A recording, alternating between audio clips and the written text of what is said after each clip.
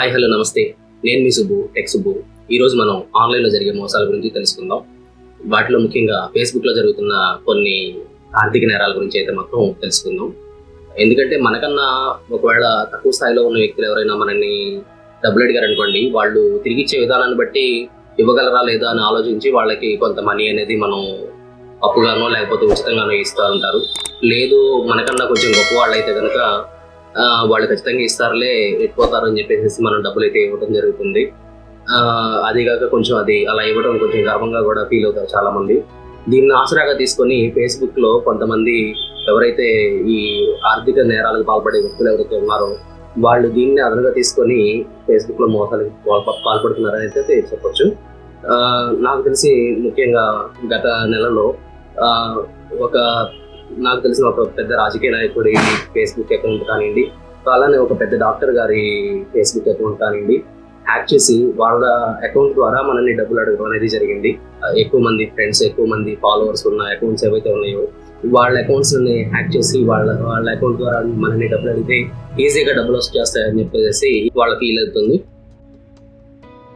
ఇలా డబ్బులు ఎప్పుడైతే అడిగారో పంపేది వాళ్ళకా కాదా అని తెలుసుకోకుండా గబక్కన మనల్ని ఎవరో పెద్దవాళ్ళు అడిగారు, లేకపోతే పాపం వాళ్ళు ఎవరో అవసరాల కోసం అడిగారని చెప్పేసి చెక్మని డబ్బులు పంపించేసేసి తర్వాత పంపించిన వ్యక్తులు మనం అనుకున్న వ్యక్తులు కాదని తెలుసుకున్నాక లబోదిబోమంటున్నారు.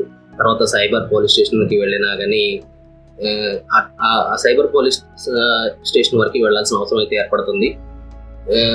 దీన్ని మనం ముందుగానే తెలుసుకొని మనం కొంచెం జాగ్రత్తగా ఉండటం వల్ల ఇలాంటి ఆర్థిక నేరాల నుంచి మనల్ని మనం కాపాడుకోవచ్చు. ముఖ్యంగా మనల్ని డబ్బులు అడిగింది అవతల వ్యక్తి నిజంగా మనల్ని అడిగిన వ్యక్తి అతనైనా కాదా అనేది ఒకటి మొదటగా నిర్ధారించుకోవాలి. సాధ్యమైనంత వరకు కూడా మీరు ఫేస్బుక్ చాటింగ్లో కానీ ఎలా అయినా మాట్లాడేటప్పుడు మీ నేటివ్ భాషలోనే మాట్లాడండి, మీ లోకల్ లాంగ్వేజ్లోనే మాట్లాడండి. తద్వారా ఏంటంటే వాళ్ళు మనకి సంబంధించిన మన స్టేట్ వాళ్ళు కాకపోయినా మన కంట్రీ వాళ్ళు కాకపోయినా ఈజీగా దొరికేస్తారు.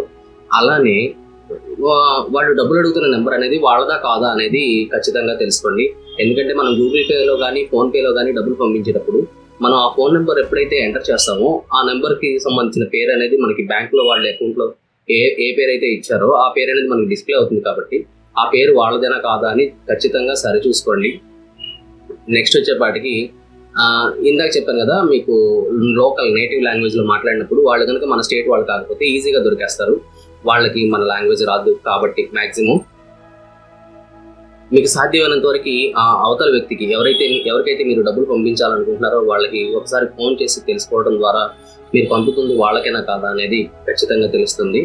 ఒకవేళ మిమ్మల్ని డబ్బులు అడిగిన వ్యక్తులు కనుక జెన్యూన్ పర్సన్ కాకపోతే వెంటనే ఆ ప్రొఫైల్ని రిపోర్ట్ చేయండి. ఆ ప్రొఫైల్ని రిపోర్ట్ చేయడం ద్వారా వేరే వాళ్ళు మోసపోకుండా మీరు ఆపిన వాళ్ళు అవుతారు. ఇలా మన జాగ్రత్త మాత్రమే మనల్ని ఇలాంటి నేరాల నుంచి కాపాడగలుగుతుంది. So friends, be careful. That's all for now. Thank you friends. Jai Hind.